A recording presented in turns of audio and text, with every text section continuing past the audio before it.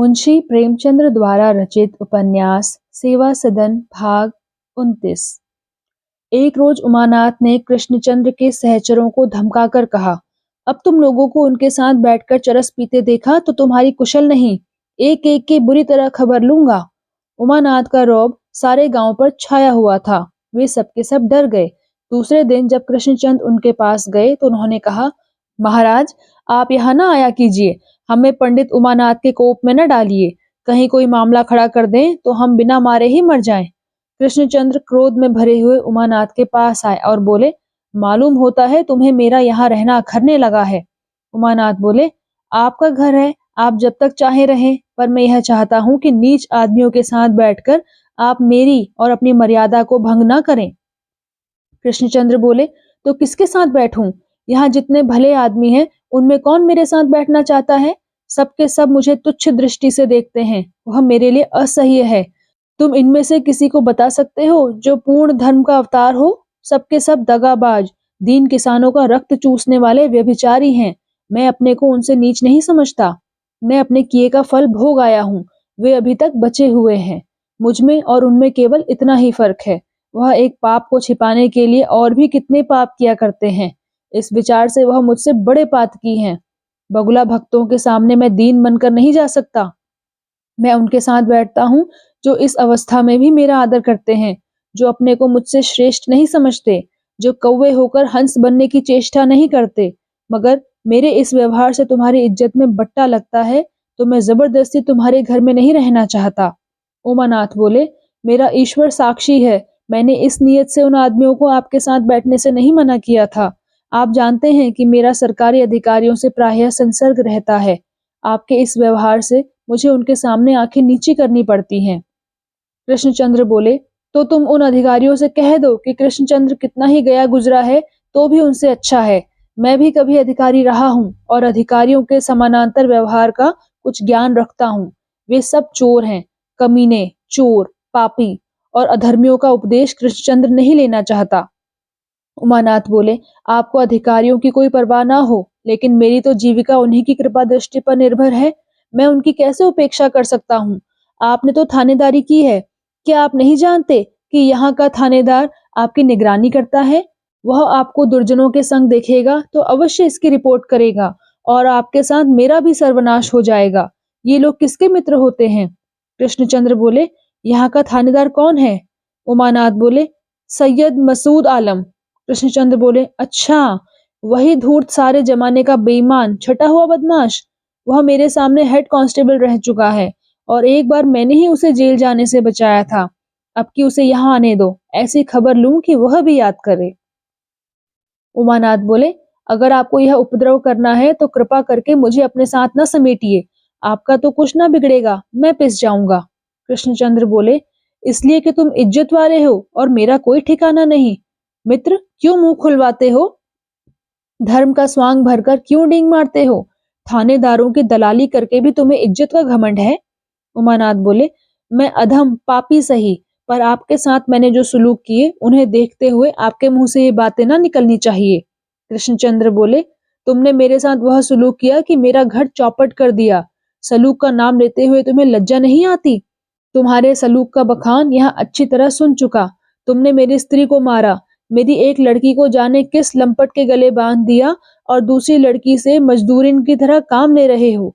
मूर्ख स्त्री को झांसा देकर मुकदमा लड़ने के बहाने से सब रुपए उड़ा लिए और तब अपने घर लाकर उसकी दुर्गति की। आज अपने सलूक की शेखी बिगाड़ते हो। अभिमानी मनुष्य को कृतज्ञता से जितना दुख होता है उतना और किसी बात से नहीं होता। वह चाहे अपने उपकारों के लिए कृतज्ञता का भूखा ना हो, चाहे उसने नेकी करके दरिया में ही डाल दी हो, पर उपकार का विचार करके उसको अत्यंत गौरव का आनंद प्राप्त होता है।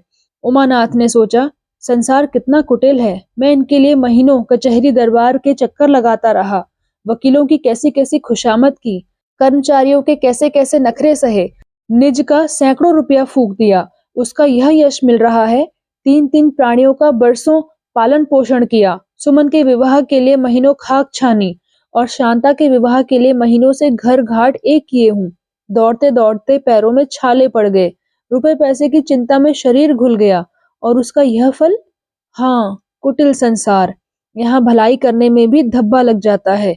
यह सोचकर उनकी आंखें डबडबा आई। बोले, भाई साहब, मैंने जो कुछ किया वह भला ही समझ कर किया, पर मेरे हाथों में यश नहीं है। ईश्वर की यही इच्छा है कि मेरा किया कराया सारा मिट्टी में मिल जाए तो यही सही।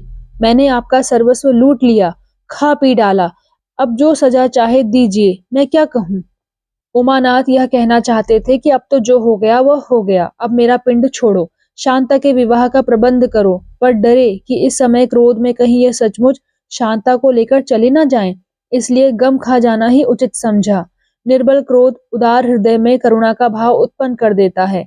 किसी भिक्षुक के मुंह से गाली खाकर सज्जन मनुष्य चुप रहने के सिवाय और क्या कर सकता है। उमानाथ की सहिष्णुता ने कृष्णचंद्र को भी शांत किया, पर दोनों में बातचीत न हो सकी। दोनों अपनी अपनी जगह पर विचार में डूबे बैठे थे, जैसे दो कुत्ते लड़ने के बाद आमने सामने बैठे रहते हैं। उमानाथ सोचते थे कि बहुत अच्छा हुआ जो मैं चुप साध गया, नहीं तो संसार मुझी को बदनाम करता। कृष्णचंद्र सोचते थे कि मैंने बुरा किया जो ये गड़े मुर्दे उखाड़े। अनुचित क्रोध में सोई हुई आत्मा को जगाने का विशेष अनुराग होता है। कृष्णचंद्र को अपना कर्तव्य दिखाई देने लगा। अनुचित क्रोध ने अकर्मण्यता की निद्रा भंग कर दी। संध्या समय कृष्णचंद्र ने उमानाथ से पूछा, शांता का विवाह तो तुमने ठीक किया है ना? उमानाथ बोले, हाँ, चुनार में, पंडित मदन सिंह के लड़के से। कृष्णचंद्र बोले, वह तो कोई बड़े आदमी मालूम होते हैं, कितना दहेज ठहरा है? उमानाथ बोले, 1000।